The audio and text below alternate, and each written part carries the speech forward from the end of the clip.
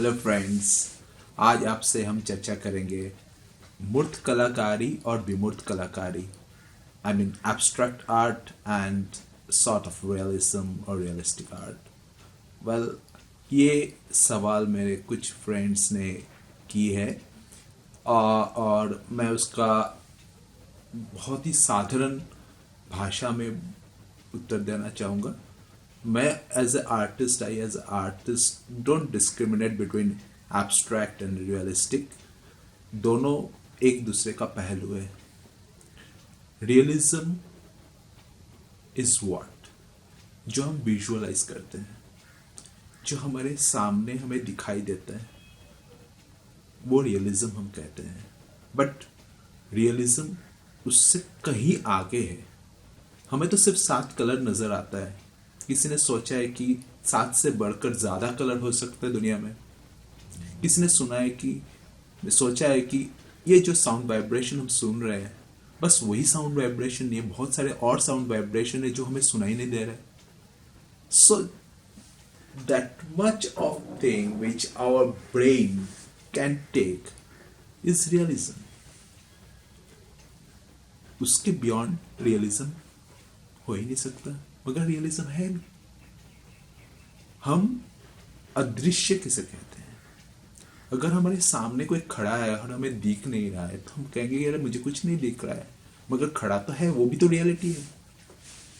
So it's very very tough for anyone to discriminate between this two factors कि ये reality है या ये रियलिटी नहीं है। तो आप रियलिटी किसे कहेंगे और रियलिटी किसे नहीं कहेंगे, ये बहुत ही डिफिकल्ट सवाल है। और बात यह कि अगर हम एटॉम में जाए, जो दिखते तो आंखों से तो दिखता नहीं है, बिल्कुल नहीं दिखता है, मगर उसका एक फॉर्म होता है। एक एनर्जी का भी एक फॉर्म होता है, चाहे वो हमें दिखे या नहीं दिखे। So formless is also not true. जो कहते हैं कि एक फॉर्मलेस स्टेट है, ऐसा कोई स्टेट शायद होता नहीं है। और फॉर्म है, that is also debatable issue. So when art is concerned, art का जो पैरामीटर्स है, हम सिर्फ उसी को लेकर कहते हैं जो हम परसीव कर पाए। Beyond our perception, it's just nobody has yet defined it. जितना हमारा ब्रेन ले सकता है, जितना हमारा ब्रेन कैप्चर कर पाता है, images, colours, this and that, बस उसी पे हम लगे रहते हैं बनाने के लिए। और आर्ट तो replication of lots of I should say image vibration है। तो इमेज जब हम, जैसे कि एम एफ हुसैन जी ने कहा था, what is a film and A canvas painting, the difference between two is that there are multiple canvases you fit in and it becomes a film, and just one canvas you take out and that becomes a canvas on the canvas art. So फर्क ये होता है कि आप किस stage में क्या करना चाहते हो। कभी कभी भाषा से ज्यादा भाषा का एक लिमिटेशन होती है, और एक दो भाषा तो इंटरनेशनल भी है। जिसकी मैं हंसता हूं तो वर्ल्ड में कहीं भी एक इंसान को अच्छा लगा तो ही हंसता है।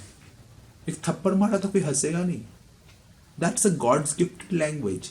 You cannot change the expressions, you cannot change this is certain god gifted parameters which we always have to follow.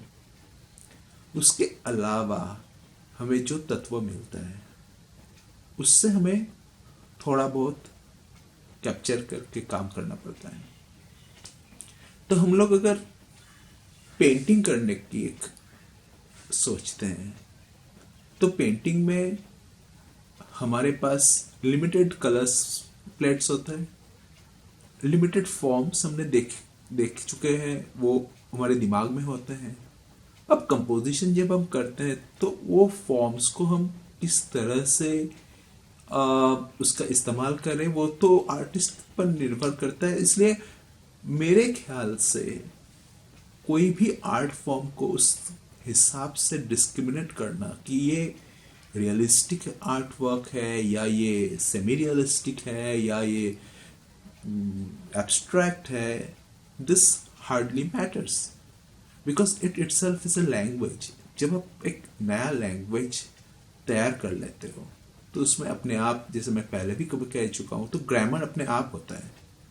So just keep your mind that you are a creator is a very big blessing, and when you are a creator you are like a god and you are not thinking of anything else.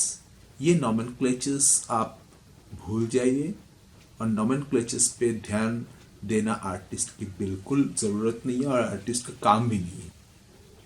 Artist सिर्फ अपना painting करे या sculpture करे या आप mix media काम करे या इंस्टॉलेशन करे, कुछ भी करो, जस्ट दिल का करो, जस्ट अपने मन को खुश करने के लिए किया जाए तो वही आर्ट फॉर्म है और कुछ नहीं है.